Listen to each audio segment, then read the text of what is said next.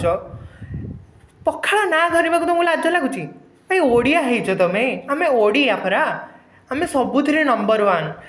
କଥାରେ ନାହିଁ ଆମେ ଓଡ଼ିଆ ଭାରି ବଢ଼ିଆ। ସେଇଟା ଆମ ଖାଇବା ହଉ କି ଆମ ରହିବା ହଉ କି ଆମ ପୋଷାକ ହଉ, ଭାଇ ସବୁଥିରେ ଆମେ ନମ୍ବର ୱାନ୍।